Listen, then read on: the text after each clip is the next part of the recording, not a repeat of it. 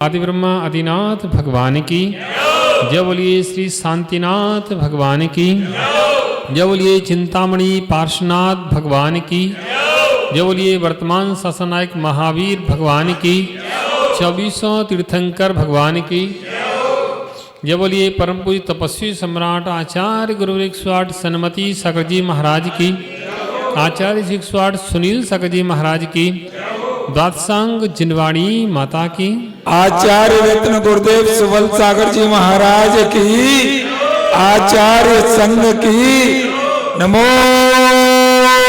भगवान।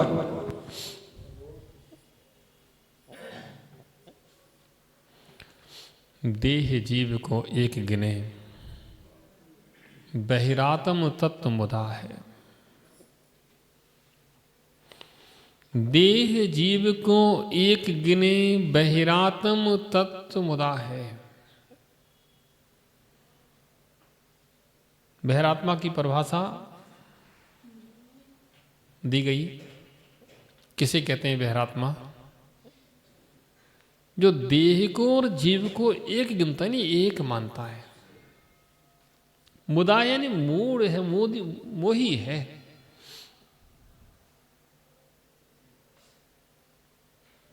सारा जीवन यह जीव अपने आप को बहिरात्मा बनाकर ही जीता है। सारा जीवन निकल जाता है, ये मेरे, ये मेरे, ये मेरे, ये मेरे, ये मेरा, ये मेरे, ये मेरा, ये मेरे, ये मेरा।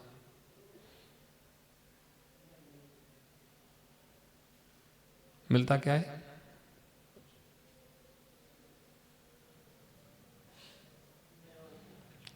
पंकज के पिताजी थे, वो मेरा करते थे। बाबा थे, वो मेरा करते थे। बाबा के पापा थे, वो मेरा करते थे। इतिहास उठा के देख लो,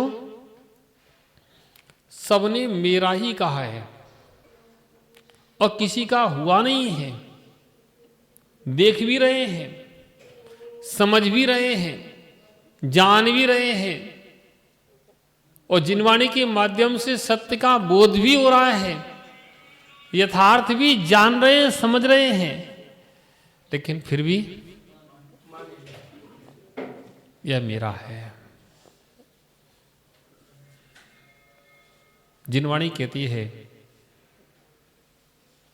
कि कुछ भी करो, कोई बात नहीं, कहीं भी रहो, कोई बात नहीं, कुछ भी करो, कोई भी रहो, लेकिन अंतरंग की धारणा में तो सुधार होना चाहिए। अगर अंतरंग की धारणा में सुधार नहीं है तो आपके लिए वह दुख का कारण है। वो अंतरंग की धारणा में सुधार है तो हो सकता है आगामी काल में आपको सुख मिले। हम इस तरह से स्पर्शित हैं इन वस्तुओं से जैसे इनसे खास हमारा तादात्म्य संबंध हो। ये तादात्म्य संबंध नहीं है, संश्लेष संबंध है, या संश्लेष संबंध भी नहीं, संयोग संबंध है। इस जीव को जो कुछ भी मिल रहा है सब संयोग संबंध से मिल रहा है। और संयोग का वियोग होता है, निश्चित है। सब जानते कि संयोग का वियोग है, वियोग से भी संयोग है। संसार का जीवन ऐसी चक्र चल रहा है। जिनका आज साथ है उनका साथ हमेशा रहने वाला नहीं है। जिनका साथ था वह साथ छूट गया, जिसका साथ नहीं है वह कल फिर कोई साथ होगा। फिर भी हम राग करते हैं। क्यों? बस यही मोह की महिमा है। फिर भी हम राग करते हैं, बहिरात्मा बने हैं, यही मोह की महिमा है कि दिन रात हमारा उसी परिश्रम में लग जाता है कि ये करना है, ये करना है, अब ये करना है, अब ये करना है, अब ये करना है। और ऐसा परिश्रम हमारा आज से नहीं, अनादि काल से चल रहा है। अंतरंग की धारणा नहीं सुधरी। अगर अंतरंग की धारणा सुधर जाती तो शायद हमारा परिश्रम कुछ बदल जाता। प्यारे बंधुओं, जब तक अंदर की धारणा नहीं बदलेगी तब तक हमारे कार्य की सिद्धि नहीं होगी। कितने ही काल निकल जाए, कितना भी समय बीत जाए, हमारे कार्य की सिद्धि नहीं होगी। हमारे कार्य की सिद्धि जब ही होगी जब अंतरंग से हमारी धारणा बदल जाएगी।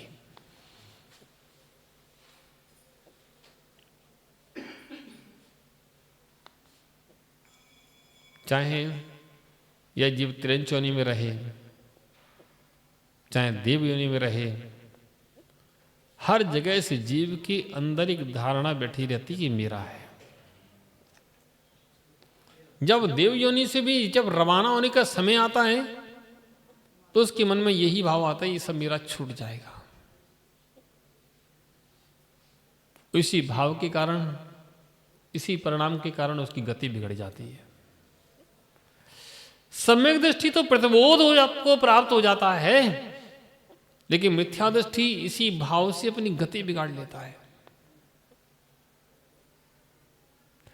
सम्यक दृष्टि कभी प्रतिबोध को प्राप्त होकर के विचार कर लेता कि नहीं ठीक है ये तो छूट रही है, लेकिन मुझे जो है आयु कर्म है, जाना पड़ेगा।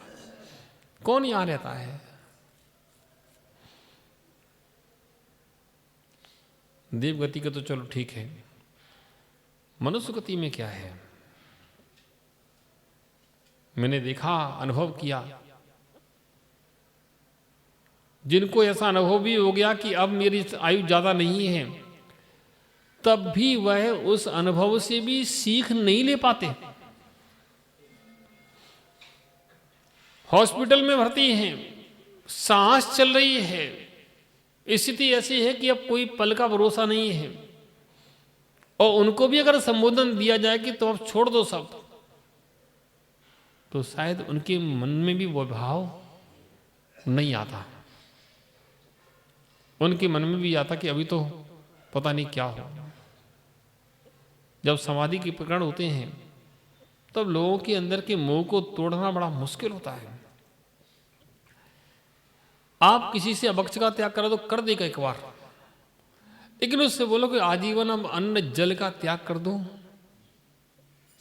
तो एक बार आंख खोल के देखता ही है कि अब इसके बिना तो सब खत्म। जब अन्न जल की त्याग कर दिया तो बचा क्या? इतनी आसानी से नहीं कर पाता है।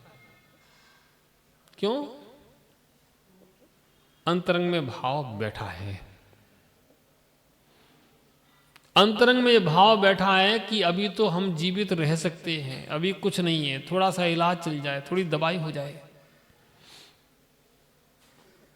हमें स्मरण में है एक बार, बहुत पहले की बात है, लगभग 25 साल पहले की बात होगी। हॉस्पिटल में एक हमारे जिन्होंने पढ़ाया था, नाम उनका स्मरण में नहीं है, जैन स्कूल में पढ़ाते थे, शिक्षक थे, तो उनका स्वास्थ्य खराब था, हॉस्पिटल में भर्ती थे, तो हम लोग देखने गए उन्हें। मार साहब थे, देखने गए तो हमने लक्षण देखे तो लगा कि अब इनके लक्षण देखकर लगता है कि इनका समय अब ज़्यादा नहीं है। 1-2 दिन 3 दिन ज़्यादा, बाकी 2 दिन भी 1 दिन भी नहीं, रात कट जाए तो भी बहुत है। तो थोड़ी देर बैठे, नमो का मन सुनाया, संबोधन दिया। भिंड के हॉस्पिटल में ब्रह्मचर्य अवस्था में थे उस समय। तो उसके बाद मैंने कहा, हमारे साहब अब इस देह से मोह छोड़ दो, अब उनको समाधि से लिखना की भावना करो। मैंने कहा कि अब घर चलना है कि यहीं रहना हॉस्पिटल? नहीं, अभी तो यहीं रहेंगे जब तक ठीक नहीं हो जाएंगे तब तक। जब तक ठीक नहीं हो जाएंगे तब तक यहीं रहेंगे, अभी हम ठीक नहीं हैं। तो मैंने कहा अब आप ज़्यादा ठीक होने की स्थिति में नहीं है। डॉक्टर भी लगभग जवाब दे रहे हैं। अब क्या करना है कि नहीं नहीं हम तो नहीं ठीक है। आधी घंटे 1 घंटे समझाने के बाद भी उनके परिणाम बदले नहीं।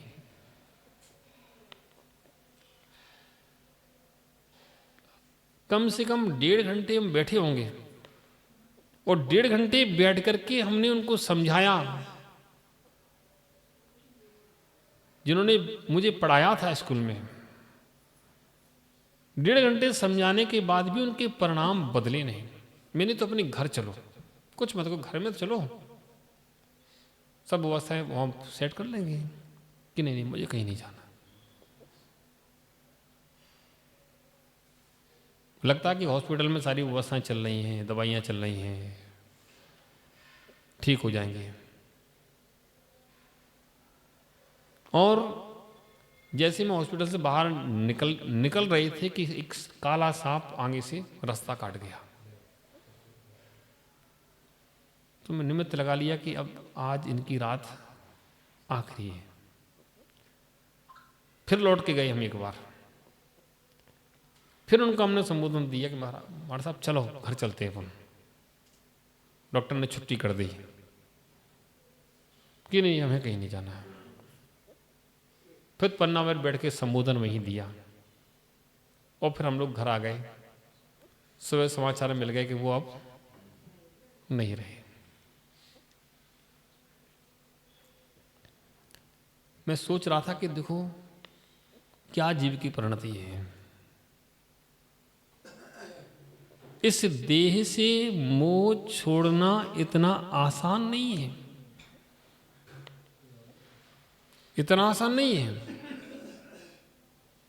एक प्रकरण में हम लोग, एक व्यक्ति हॉस्पिटल में भर्ती थे, डॉक्टर ने छुट्टी कर दी, घर आ गए। उन्हें हम देखने गए। जब हम देखने गए तो उनको देखा तो उनका स्वास्थ्य ठीक नहीं था, बहुत नाजुक था। उनको संबोधन दिया तो मुझे लगा 2-3 दिन की आयु इनकी शेष है। तो संबोधन दिया और हम संबोधन दे करके वापस आ गए। अगले दिन फिर हम गए, फिर उनको संबोधन दिया और लगा कि अब आयु ज़्यादा शेष नहीं है। घर वालों से भी चर्चाएं हुई। फिर जब तीसरे दिन गए तो वह अपने हाथ से वो नहा रहे थे, स्वस्थ से हो गए, बिल्कुल बिल्कुल एकदम। जो शरीर की स्थिति थी वो भी ठीक हो गई, शरीर में चमक सी आ गई। अपने हाथ से उन्हें नहाया भी, अपने हाथ से मतलब लोगों ने पानी डाल दिया, उन्हें हाथ फेर दिए। तो मैंने पूछा स्वास्थ्य कैसा है, कि अब ठीक है। मैंने कहा कुछ नियम संयम ले लो, कि नहीं अभी कुछ नहीं है। मैंने देखो समय का वो भरोसा नहीं है, आपको कुछ नियम संयम ले लेना चाहिए। अब आप थोड़ी सी ठीक हो गए हैं लेकिन समय का कोई भरोसा नहीं है। कि नहीं नहीं मुझे कुछ नहीं, अभी कुछ नहीं, हम बाद में देखेंगे। और उसी दिन शाम को समाचार मिला कि वो चले गए।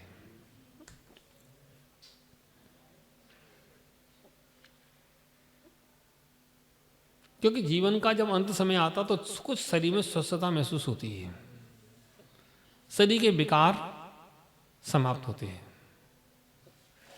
तो ऐसी संसार की स्थितियां हैं, ऐसी इस देह की स्थिति है।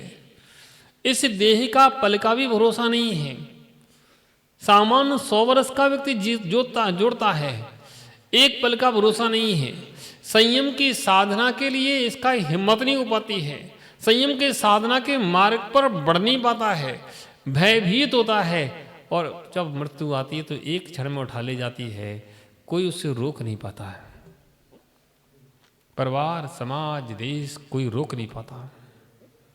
बड़े बड़े आत्म हितैषी मानने वाले भी उसको रोक नहीं पाते हैं। ओह, यह मेरा है इस तथ्य को समझा किसने? यह मेरा है, ऐसा करते करते ही सारा जीवन निकल जाता है। उसको संभालते संभालते ही सारा जीवन निकल जाता है। उसी मेरे को संभालते रहते हैं। मैं को नहीं संभाल पाते हो, मेरे को संभालते रहते हैं। मेरे को संभालते संभालते सारा जीवन निकल जाता है और मेरा कभी संभल नहीं पाता। आश्चर्य है। फिर भी इस मोह से कि मेरा ही हम संभालने में लगे हैं, मैं को संभालने में नहीं लगे।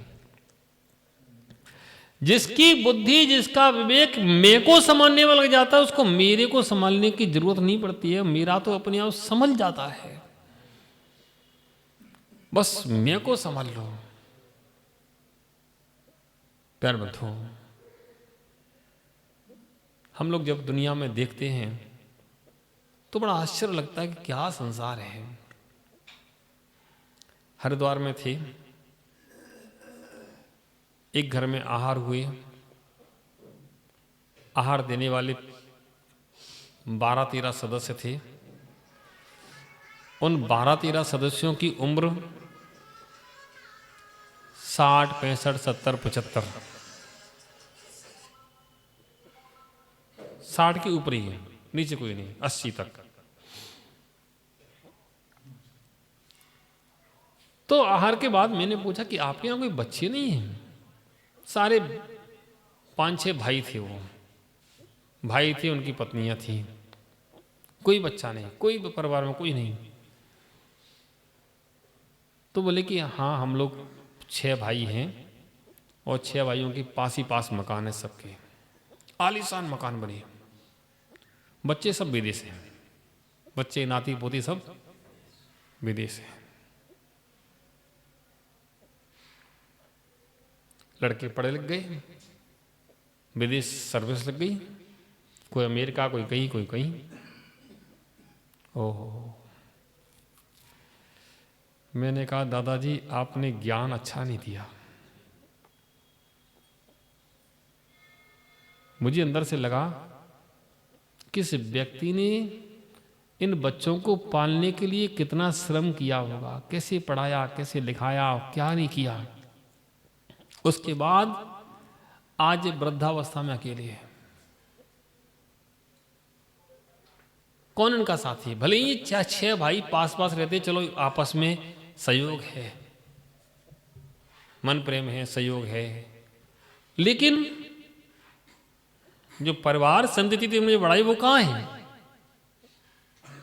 ओह, ये मेरे हैं, कोई मेरा नहीं है दुनिया में। सारा संसार स्वार्थ का है। ये बच्चे जब बड़े होते हैं तो अपने अनुसार जीवन जीना चाहते हैं। हम भले ही उन्हें अपना कहते हैं, लेकिन अपने अनुसार जीना चाहते हैं। उनके अनुसार नहीं होता तो वो नहीं रहती तुम्हारे साथ। हाँ, तुमने अगर संस्कार कुछ दिए हैं, धर्म के संस्कार दिए, तो तुम्हें थोड़े भाव उनके रह सकते हैं तुम्हारे साथ में। बाकी सबसे बड़ा तो अपना हित देखते हैं। हर कोई जीव अपना हित देखता है। अरे सब अपना हित देखते, तुम अपना हित क्यों नहीं देखते हो? इतिहास साक्षी है, सब अपना हित देखते हैं, तो हम अपना हित क्यों नहीं देख पाते हैं? रमेश जी सुन लो ध्यान से।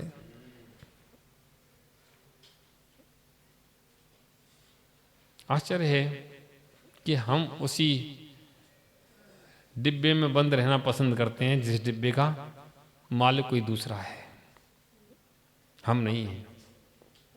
जिसके हम मालिक हैं उस तरफ हमारी दृष्टि नहीं है। सारी दृष्टि पर लगी है, सारी दृष्टि दूसरे पर लगी है। बस यही बहरात्म दृष्टि है। जो हमारी दृष्टि पर पदार्थों पर लगी है, बस वही बहरात्म दृष्टि है। यह मेरा है, मैं इसका हूं। पारस सुन लो बेटा, अभी कुछ बचे हो, लेकिन कुछ हो ना हो, लेकिन लालसाएं समाप्त नहीं हो रही। लालसाएं समाप्त हो जाए तो काम ही बन जाए।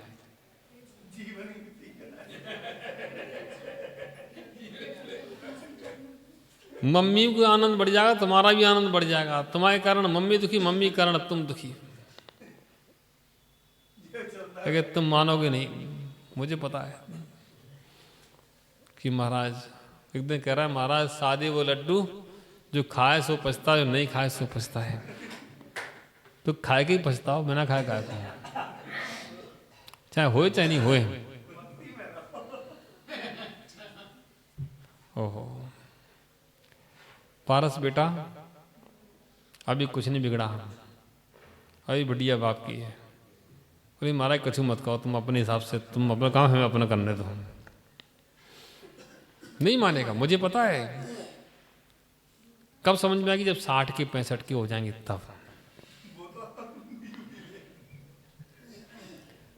तब आएगा मन में, यार गलत हो गए। पूछो पंकज से, इसको मैंने समझाया था, बेटा मत फंसना, बेटा मत फंसो, उसको समझाया था हमने। कहीं नहीं, मैं तो शादी करूंगा। मैंने मत करो बेटा, कुछ नहीं मिलेगा।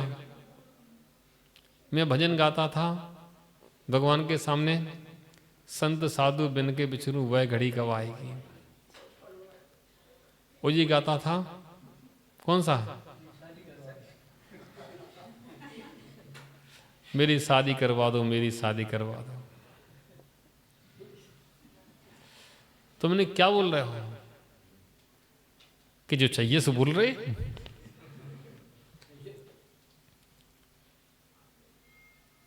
और कुछ दिन बाद, एक दिन पूजा करने के बाद कह रहा था, आफत गले पड़ी है उसको निभा। तो मैंने क्या हुआ कि क्या करें, आपने समझाया था, माने नहीं। अब मम्मी की सुने तो कहती, मम्मी की सुनने थी तो हमसे शादी क्या करी तुमने। और बहू की बात माने, पत्नी की सुने तो मम्मी कहती जोरू का गुलाम। अब किसकी सेवा करें? मम्मी की सेवा करना चाहते, वो भी नहीं कर पा रहे। अब बताओ, सत्य है, संसार बड़ा विचित्र है। अब चिंताओं के जाल में धीरे धीरे व्यक्ति फंस जाता है। व्यवस्थाओं की ऐसी चेन बन जाती है कि उसको अब ये करना है, वो करना है, ये व्यवस्था है, वो व्यवस्था है, अपना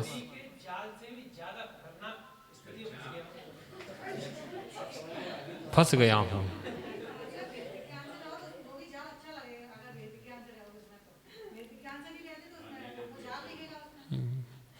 फंस गया हूं। जाल तो जाल है। लालसाएं, तृष्णाएं, इच्छाएं जीवों को संसार में दुख पैदा करती हैं। देह जीव को एक गिने बहिरात्म तत्व मुदा है। बस यही बहिरात्म दृष्टि है। जिसकी ये बहिरात्म दृष्टि हट जाती है, उसका जीवन कुछ हद तक बहुत अच्छा बन जाता है। और जिसकी ऐसी बहिरात्म दृष्टि नहीं हटी, उसका जीवन सारा नरक जैसा बन जाता है।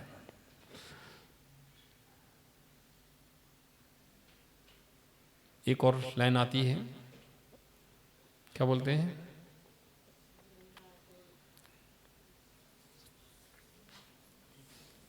ध्यान से निकल गई, 6 डाला की लाइन।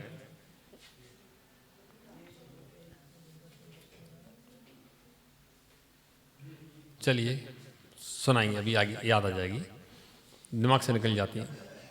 कहने का तात्पर्य है कि इस प्रकार से हमारी दृष्टि जब तक पर पदार्थों में लगी रहती है, तब तक वे पर पदार्थों की देखने की दृष्टि से हमारे अंदर कर्मों का आश्रव बना रहता है। और वह कर्मों का आश्रव निरंतर नवीन नवीन कर्म के आश्रव में कारण बनता है और रागद्वेष के परिणाम के लिए कारण बनता है और रागद्वेष परिणाम होते हैं, फिर कर्म बनता है, फिर कर्म बनता है, फिर रागद्वेष परिणाम होते हैं, फिर रागद्वेष परिणाम होते हैं, फिर कर्म बनता है। और ऐसा जाल, माया जाल हमारा बनता जाता है और बनता जाता है। धीरे धीरे समय बीतता जाता है और जब समय की स्थिति पर पहुंचता है, फिर जब हाथ पैर नहीं चलते, कहते अब क्या करें, कुछ मत करो, तटस्थ हो जाओ, तटस्थ हो जाओ, संसार शरीर भोगों से विरक्ति का भाव लाओ। जो व्यक्ति संसार शरीर भोगों से विरक्ति का भाव लाता है, संसार शरीर भोगों से विरक्ति का भाव रख करके अपने आप को जब देखता है, तो फिर संसार के दुख उसके कम होना प्रारंभ हो जाते हैं, उसके जीवन में आनंद बढ़ना प्रारंभ हो जाता है। ऐसे हम लोगों को संसार शरीर से भोगों से विरक्ति का भाव लाना चाहिए। घर गृहस्थी सब जीव पालते हैं, रह रहे हैं, लेकिन साथ में एक बुद्धि एक जागृत करना चाहिए, एक विवेक जागृत करना चाहिए कि ये सब मेरा नहीं है। जो इस विवेक के साथ रहता है कि सब मेरा नहीं है, मैं इसका करता नहीं हूं, उसके अंदर जब ये विवेक जागृत हो जाता है, तो फिर उसको वह दुख वह क्लेश मालूम नहीं चलता। दुख किस बात का है शंकर जी, पत्रकार जी बताओ, कोई दुख है तुम्हें कि नहीं?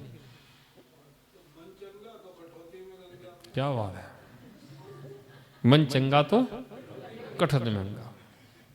जिसने मन को समझा लिया, बस मन को ही समझाना है कि बेटा तू भटक मत, जो तू जोड़ रहा है वो तेरा नहीं है, जो तू जोड़ रहा है वह तेरा नहीं है, भटक मत, अपने स्थान पर रहे, भटकने से कुछ मिलेगा नहीं। कितनों ने भटक के देख लिया, क्या मिला? अपने परिवार से लेके चलो ना। तुम्हारे परिवार में बड़े बुजुर्ग थे, वो भी पहले छोटे थे, बड़े हुए, उन्होंने भी खूब भटका, खूब काम किया। रमेश चले गए, मुन्ना लाल चले गए, चले गए नहीं चले गए? और मुन्ना लाल के अयोध्या प्रसाद बहू चले गए।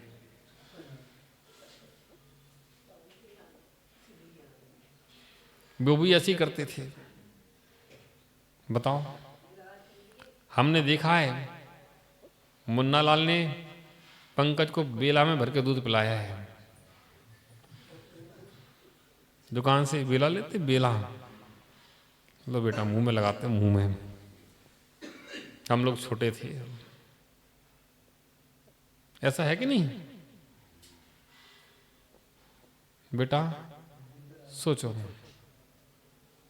अब ये पिला रहे हैं दूसरे को दूध कि पियो।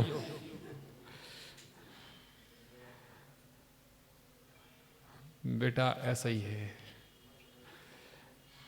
प्यारे बंधुओं, ऐसे हम लोगों को जब तक संसार से प्रतिबोध नहीं होगा, संसार क्या है, शरीर क्या है, देह क्या है, आत्मा क्या है, जब तक अंदर से भेद ज्ञान नहीं होगा, जब तक अंदर से हमारी आत्मानुभूति नहीं जागेगी, जब तक अपने आप को हम समझने के लिए प्रयत्नशील नहीं होंगे, तब तक हमें कुछ भी मिलने वाला नहीं है।